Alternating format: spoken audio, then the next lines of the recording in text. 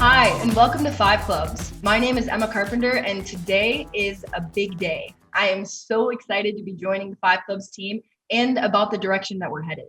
Tune in every other week where I'm going to be bringing you guests from the world of college golf.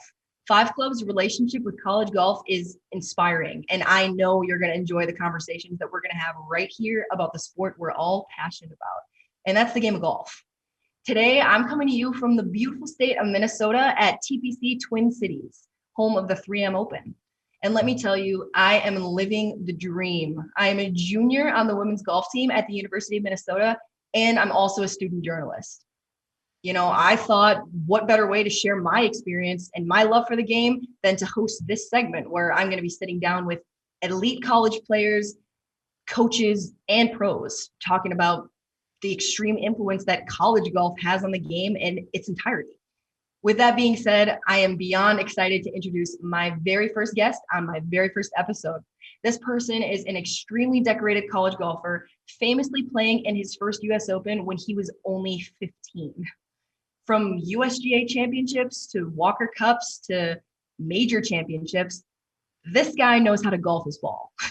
Currently a senior at the University of Texas, I am thrilled to introduce Cole Hammer.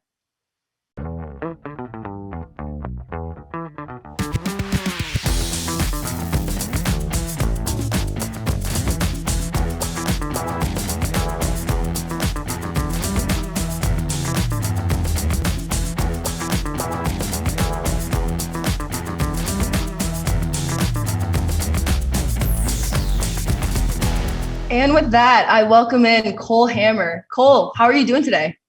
Emma, thanks for having me. I'm doing great. Just another day in the life. Happy Friday to you. It's going to be a good day. Thank you. Yeah, glad to have you. Here having you on my first ever episode. So pretty exciting. Glad you're here. I am proud to be your first of many awesome episodes. So thanks for choosing me. I don't know why you did, but thank you for having me as your first guest. Well, thank you. Cole, so listen, you've played 2 college tournaments so far this year. You had a big year in 2021. End of 2020, you won the South Beach International Am, going into playing at the Walker Cup, your second Walker Cup, winning the Big 12 championship individually, US Open at Torrey Pines, British Open, AT&T Byron Nelson at Craig Ranch. I mean, that sounds like a lot. It was a lot of golf. There's no question about it, but I wouldn't have traded it for anything. I remember going into the South Beach Am at the end of 2020, I was behind the 8 ball trying to make that Walker Cup team. And that had been a goal of mine since I was a really young junior golfer, simply because Walker Cup at Seminole is about as good as it gets. And once I made that team, it was kind of a big sigh of relief, and had a really fun summer after that. That's for sure. You're going into your final spring season. You're a senior. What are you looking forward to most in 2022 now that we're started up here? Well, 2022 is moving very quickly, probably a little faster than I had hoped. This is my last chance to win a national championship as a team. And so we're counting down the days until June at this point. Hopefully we'll get a couple of our teammates back and healthy and be ready to roll come June. But it's just a ton of school and college golf coming up over these next couple of months. And we'll probably won't have much time for a social life, but you know what? That's the way it goes. Yeah, no, I know it all too well. I do. So I understand that you took a break this winter. That's right. Between October was the last time that you played an event, and then it was in late January, the first college event of the spring, that you started up. Is that correct? That's correct. It was a long break, to say the least. I'd never really taken a break that long before. Right. I'd always tried to find something to play in over winter break, and this year I just wanted to try something different because the World Amateur Golf ranking doesn't matter as much now that I'm turning professional after this season's over. It's just more about PGA Tour U right now. So I just decided that there really wasn't a point in playing in an amateur tournament over the break, and wanted to work hard on my swing and get in the gym and do everything I could to be fully healthy and prepared for the spring season. And, I'm happy that I did it. It was different. I took a couple weeks off right after our last tournament in October, and did some thinking, tried to figure out what I needed to get better at for the next season and where I needed to get more comfortable. And, I think I accomplished a lot of that over the break. And, it did feel like a long time. I will say that, though. Your WAGR ranking is pretty dang good, so I wouldn't say that's a concern. But so overall, you'd say it was pretty beneficial then, huh? I do. I think everybody who does, something as a profession for a long period of time needs some kind of a break, whether that's a vacation or just a week to themselves, just to regroup and refresh, hit the refresh button. And I think that's what I did. And, honestly, moving forward, I'll probably do it every year. Not to the extent that I did it this year, but at least put the clubs in the closet for a week or so, just to get a new perspective on the game. Because sometimes, as you know, it can be a grind. And it's just always about finding the joy in the game and the fun in it as well. I want to talk to you a little bit about your recruitment process. So I know that so you committed when you were in 8th grade. Is that right? That's right. That is some good info finding right there. I got to get it dialed, Cole. But so start, that's for sure. So you committed when you were in 8th grade. I mean, how soon did you know that you wanted to play for UT? And was it Coach Fields? Was it always a dream school? I mean, you're from Houston, so just tell me a little bit about that. So, I mean, I was born in '99, and one of my first sports memories was Vince Young winning the national championship, or Texas winning the national championship with Vince Young in 2005. And I think that started my love for Texas and Texas sports. My dad went to graduate school here in Austin. So it was always kind of in the family. We always watched the football games, whatever, baseball. And I played a lot of baseball growing up, and Texas has always historically been a great baseball school.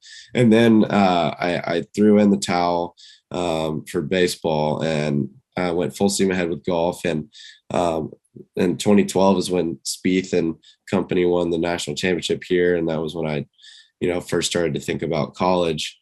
And a couple of years after that, just made the decision that I wanted to go to Texas and join a program with the storied history that it has. And Coach Fields was, instrumental in that process and still is to this day, and wouldn't be here without him. But I looked at Texas and SMU. At the time, I knew I wanted to stay in Texas, and I haven't regretted that decision one time. That's awesome. No, SMU's got a great campus too. I spent a lot of time on that campus as well. That place is great too. But Jordan Spieth, I am such a big fan. I named my dog after Jordan Spieth. Is that weird? That's not weird at all. That's like people naming their dogs Hogan after Ben Hogan. Right. I mean, hey, maybe in just a few years, people will be naming their dogs Hammer. I think that sounds good. I mean, I love that, but I think I have a long way to go before that happens. No. I mean, so, and I want to hear, so you said Coach Fields was instrumental in that recruitment process. Since you've gotten to school, I mean, he's been there, I believe this is his 24th year. He's been there a long time. He's coached Spieth, Scotty Scheffler. Did you congratulate Scheffler, by the way?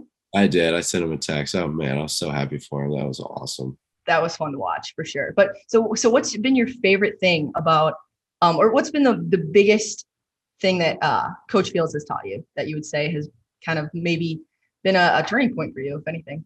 I remember coming into school, and I had a lot of success my senior year in high school and the summer after, right before I started my freshman year.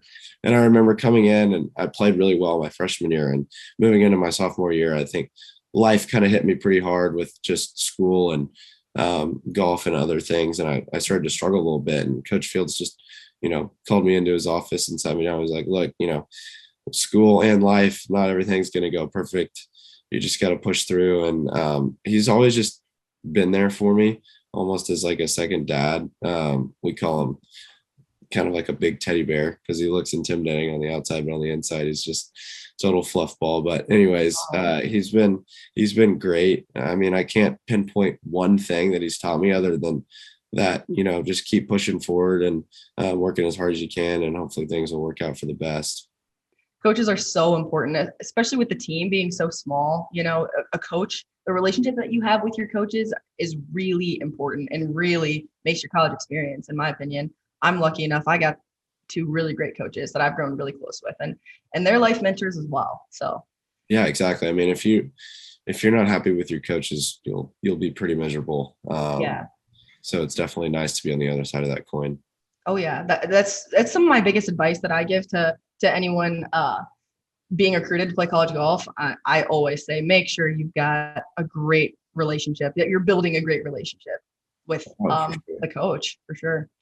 What you're most famous for is playing in a U.S. Open when you were only 15 at Chambers Bay. And that would have been a year and a half after you committed to play for UT. Tell me a little bit about that experience. Goodness gracious. Well, it feels like a lifetime ago, to be honest. The amount of golf that I've played since then is wild. But that U.S. Open set me up for all the golf that I have played since. Got me exposure into different, tournaments afterwards. But flashback to 2015, I hadn't played in any big tournaments per se, even big junior tournaments. I was still floundering around in South Texas playing in junior tournaments, and made the decision to sign up for a US Open qualifier just because I had heard of stories of kids doing it just for fun, but at the time I was playing really well and thought, well, you never know, you might maybe in local qualifying go out and shoot a good number and get into sectionals, who knows. And wow. So I ended up making it through locals. Had a tournament right before sectionals. It was like a junior PGA qualifier, and I won it. And so I was riding high, had a lot of confidence, and got off to a great start in the qualifier at Northwood, and then kind of carried it over. I remember looking at the leaderboard after the first round of the qualifier and seeing that I was in the lead, and I could not eat my lunch. I was so nervous for the second round, and then birdied the first hole and ended up qualifying. And oh my gosh, what an experience it was. I mean, going from playing in a junior tournament to a major championship is quite the jump. And I definitely did not know what I was in for, because I really hadn't been to any professional tournaments as a spectator, and to go, jump into a major championship as a player was unexpected to say the least. And I definitely learned a lot from the experience, but it was a bit of a circus. I didn't exactly know what I was doing. All the USGA check-in, fans, how am I supposed to sign this, sign that? Where do I walk? Where do I put my credential? But were people asking for autographs? Do what? Were people asking you for autographs? Yeah, there definitely were. And I had to figure out a signature pretty quickly. I did not know how to sign my name. I mean, I barely knew cursive. I was just going to say, you probably learned cursive a few years before. But anyway, yeah, I signed a few things. People asked me some hammer time questions, and Coach Fields actually came out and watched me play. How could he not? 4 years younger, or 4 years before I ever stepped foot on campus. So, man, it was awesome. But it does feel like a long time ago. That's so cool. Well, it feels like a long time ago you're playing in major championships, and here you are still an amateur. I mean, I want to talk a little bit about that. I mean, you, with all of your accolades, I mean, last year alone, you played in 3 major championships and the Byron Nelson with your teammate Pearson Cootie, right? So, I mean, why come back? Why not just turn professional? That's a great question. It's definitely enticing to see. Well, it's enticing to turn pro because we see guys that we competed with in college, like Victor, Colin, Matt, have so much success early on. But you know what? There's one huge reason that I think Pearson and I both came back. We came so close our freshman year to winning a national championship, losing in the finals to Stanford. That it was just a total gut wrench. I mean, I remember just being absolutely, I felt like I was just hit from the back and could barely get back up again afterwards. So I think it's harder when it's a team, right? Oh my gosh, it's completely different. Yeah. Even though golf's an individual sport, once you get into match play like that and you're fighting, for lack of better words, for your life, Yeah. it's tough when you lose. And so I think everybody on the team wanted to make sure that never happens again. And we just wanted to stick around to give ourselves one last shot at winning a national championship. And, being in college in Austin is not a bad gig either. If you can't have fun in Austin, you probably can't have fun anywhere. So, I think that was a big part of sticking around and just being a part of, or just being a kid for one more year and before, pulling the trigger to turn pro. I've heard a lot of guys say that the tour will always be there, but you only get 4 years in college one time. And like I said, it was definitely on my mind. It was definitely something that I thought about. But at the end of the day, it was a fairly easy decision to come back and try to do it one more time with the guys. So. Yeah, I mean, playing in college is such a unique experience, and being able to go to practice every day with your buddies and compete against each other, it's the best. And I'm sure, when you were playing in that national championship, that loss to Stanford, like something that you can't really describe, but you can feel playing in team college golf, I feel like, is there's just like a feeling, like momentum when your teammates are playing well, like you can totally feel it. Do you feel like you feel some of that, or? Oh, there's a buzz. There's no question Yeah. about it. And I mean, whoever's playing in front of you and whoever's playing behind you, it's interesting to see their body language and the way they move. When guys have a pep in their step, you can infer that everything's going well. And so it's definitely easy to get a sense. And then when the coaches walk around and they're in a good mood, then something's going in the right direction. Oh yeah, coaches are even the bigger giveaway, I feel like. Yeah, it's hard. It's really hard for them to keep a poker face. I definitely wouldn't be able to do it. Yeah. That's so true.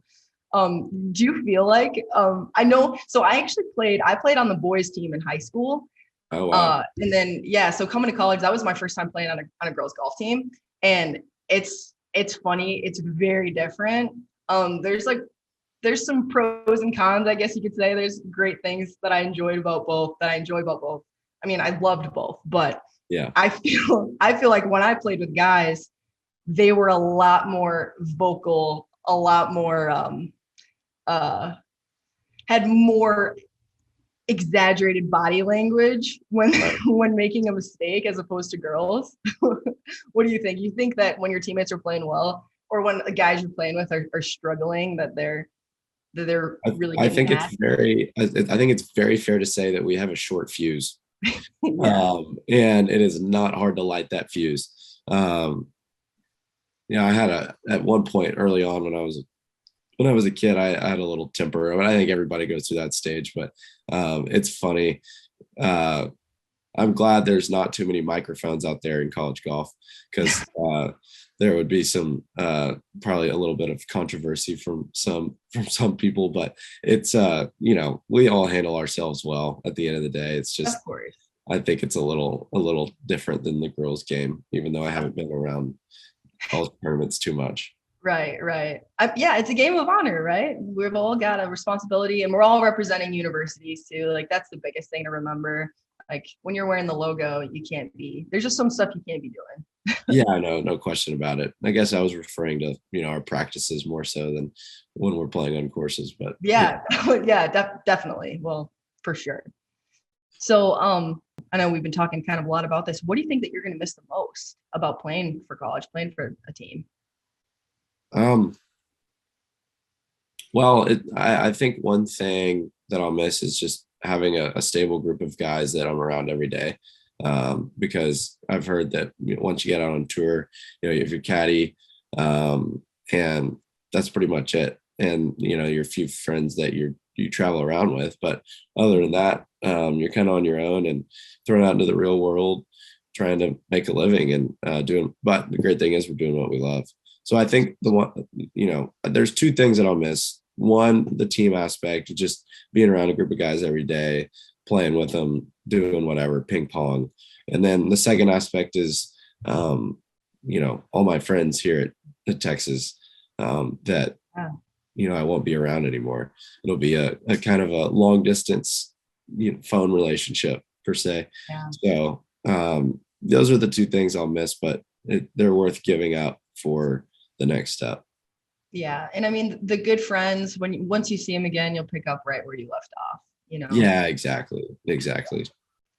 So something I wanted to ask you about, a new change in college golf for all of college sports for both Yeah. you and I too is NIL this summer that changed. I feel like in my personal opinion, I feel like it's kind of like people might have had an idea that it was going to be a little bigger than it was, especially for golfers. I know that some of like, quarterbacks or really well-known athletes that in high revenue sports at big colleges are really taking advantage of that. But I mean, what do you think about it? I know at first you were excited about it, but do you think that that's changed at all, or is it still the same? Well, I still think we're in our guinea pig year. Yeah. But yeah, I mean, I think it's great. Honestly, wouldn't change a thing. I think uh, athletes should be paid based on their name, image, and likeness, just for what they do for the school. And they're out on stage all the time. So I do think it's a good thing. Obviously, sports like golf and rowing or something like that, where our exposure is very limited compared to football, basketball, and baseball. Yeah.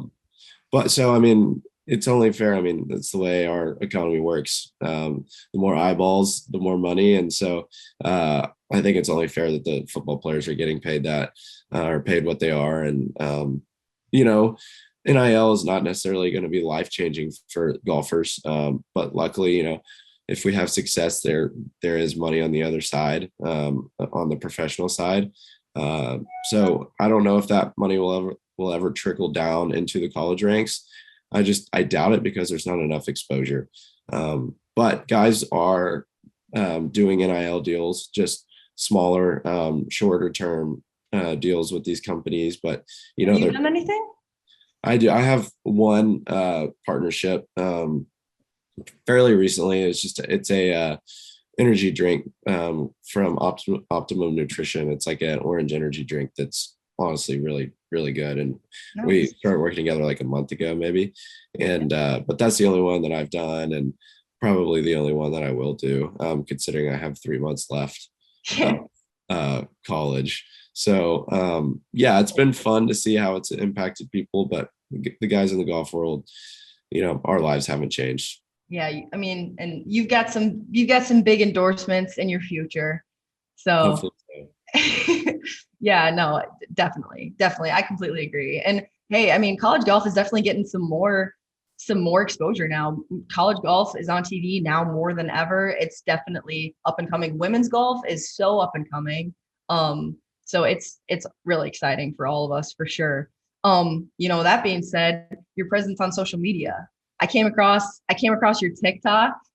Oh, I saw a video on there. So and then I saw on Instagram, you've got a series of videos on Instagram of you like hitting those trick shots across, or is that in your backyard across a pool? that is in my backyard, yeah. And it was a total accident that I came up with the idea for those skip shots. I accidentally hit one in the pool and it hopped out and spun a bunch. And I was like, huh, well, maybe during quarantine while I'm stuck at home for, a month, I might as well give something a shot because I was bored out of my mind. So Yeah. I had all the time in the world to go sit out there and bake in the sun and try to figure out a few trick shots.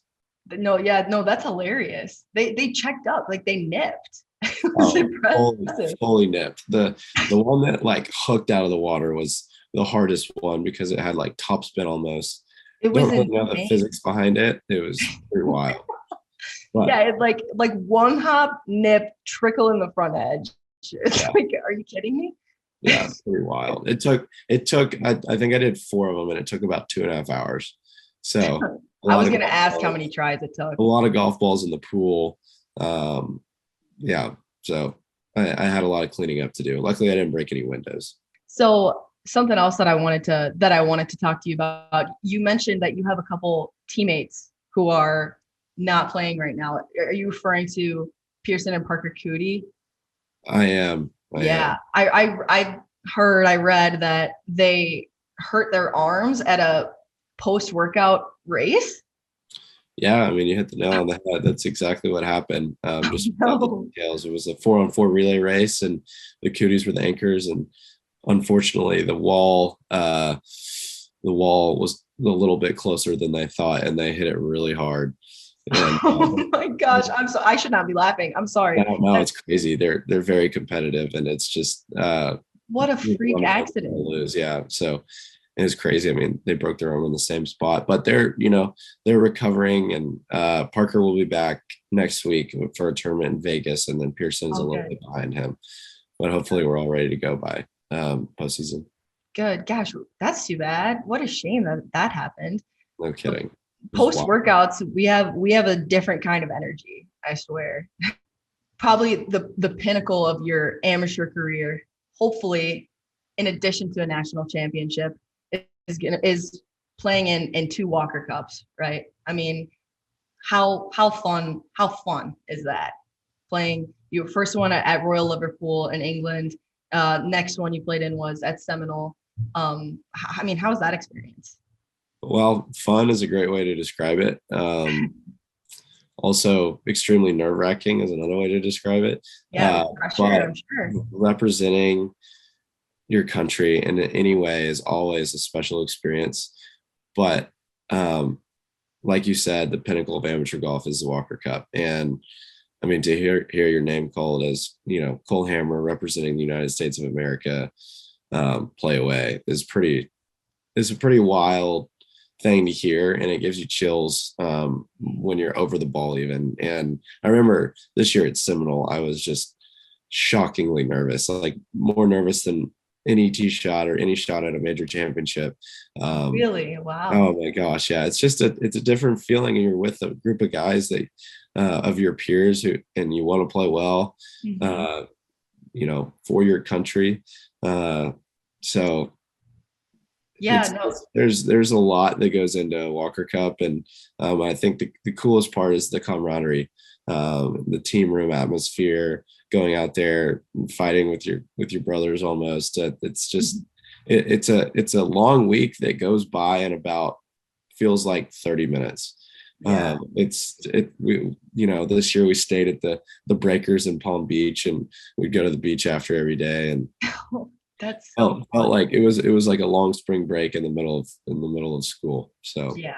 Yeah, that is so cool. And you played really well. You played doubles match against my friend Angus, my good friend Angus Flanagan. yeah. Yeah, yeah. So he was here last year. He played for Minnesota. He's doing well, but Angus is a great kid. Oh my God. It's impossible to be around him and not start laughing. yeah, no, he's a really, really good guy. I do remember that match. He put up a really good fight. Davis and I had to play really well. I think we ended up tying that match. Yep, that one was halves. That one Yeah, was that halves. was half.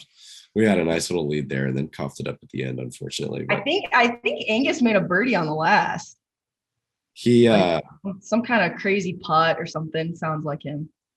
yeah, probably so. I think we ended up making like a 6, honestly. Oh, And oh, yeah, they it happened. It happened. He taught me how to chip actually. didn't really. Yeah, no, he did. Well, those guys from across the pond know how to do that. So Indeed, for sure, for sure. All right, cool. I want to wrap it up here. I got 5 clubs, 5 questions for you to perfect. round out the first episode. So, first question: what is the worst food you've ever tried? Oh, cheese. I hate cheese. It's not even a What? fetish. Yeah, it's weird. It's a weird fetish. But the craziest part is like I hate cold cheese, but I'll eat pizza and queso and cheeseburgers. So like I will not touch cheese on a sandwich, but or like a cheese board or something like that. I don't know. I could talk about this. Not a charcuterie fan? Do what? You're not like a charcuterie board fan, No, then? absolutely not. You couldn't pay me enough to eat that. No way. Are you kidding me? It's weird. It's weird. I know. Yeah. So People you tell me wouldn't do like like, you're at a tournament and coach comes up with like a pub sub.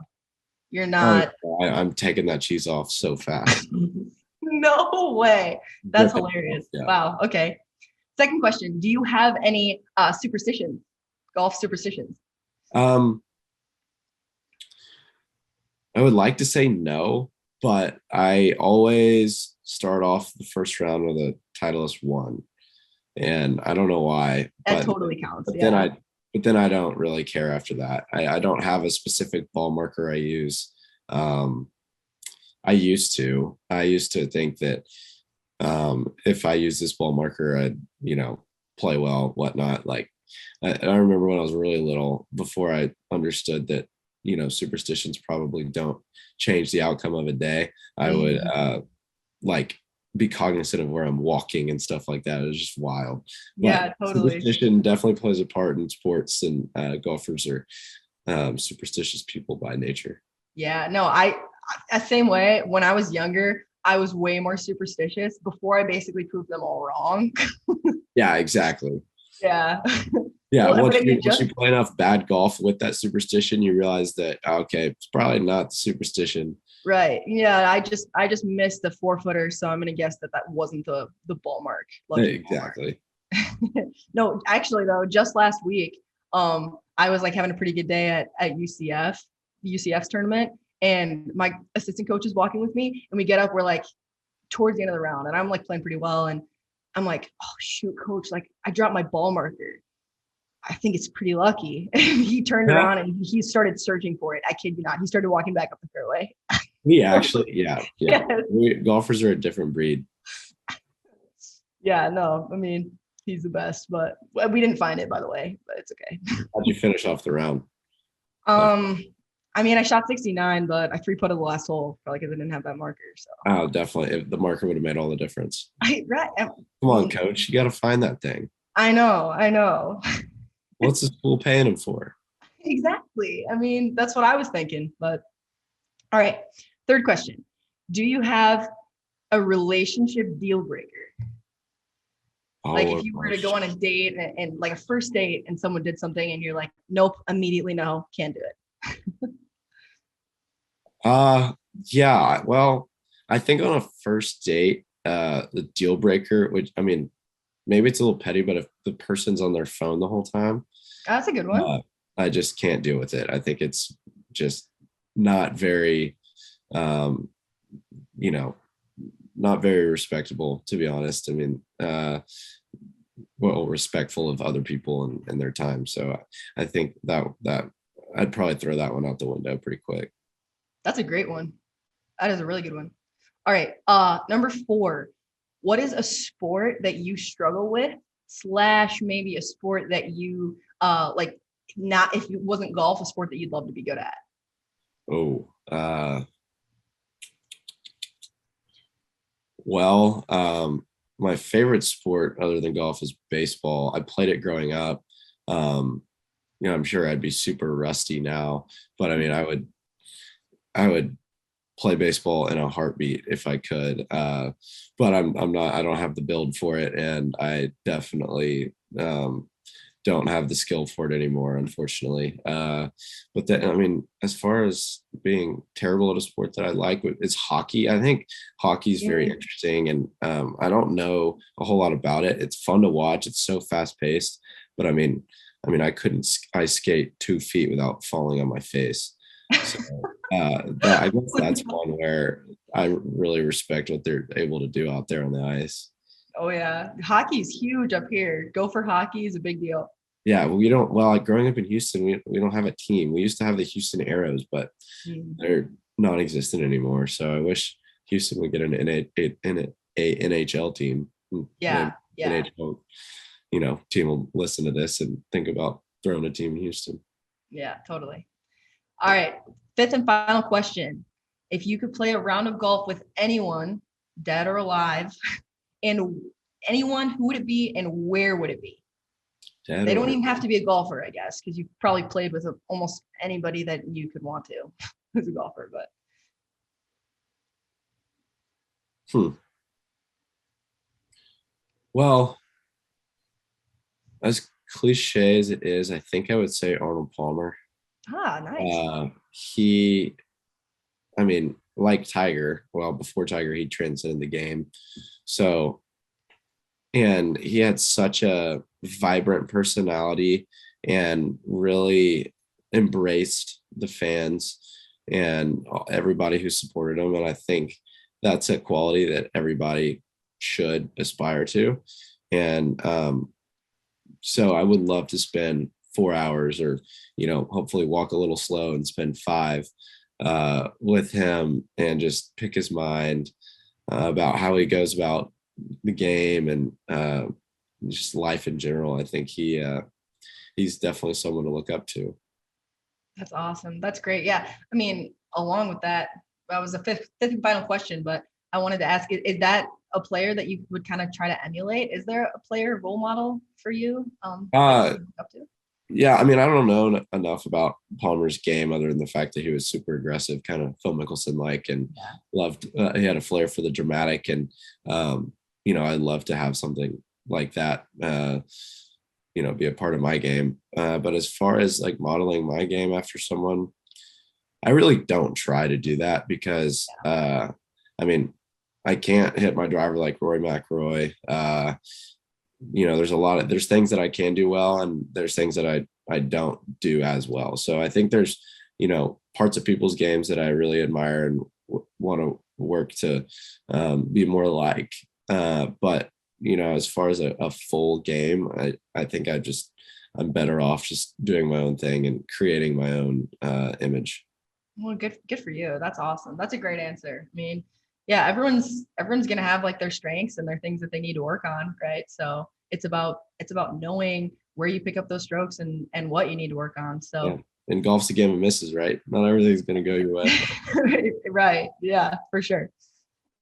All right. Well, Cole, thank you so much for coming on here today on my first ever episode. I had a great time talking to you. Yeah, thank you, Emma. I can't wait to watch all your episodes in the future. This is a fun start. What a cool gig you got going here. Thank you so much. I appreciate it. And good luck with the rest of your season too. Thank you. Hopefully it gets off to a good start here. Thanks so much again to my very first guest, Cole Hammer. It is obvious why he has been so successful in his career and will be successful in the future. So I will see you on the next episode of Five Clubs, and thank you for listening today.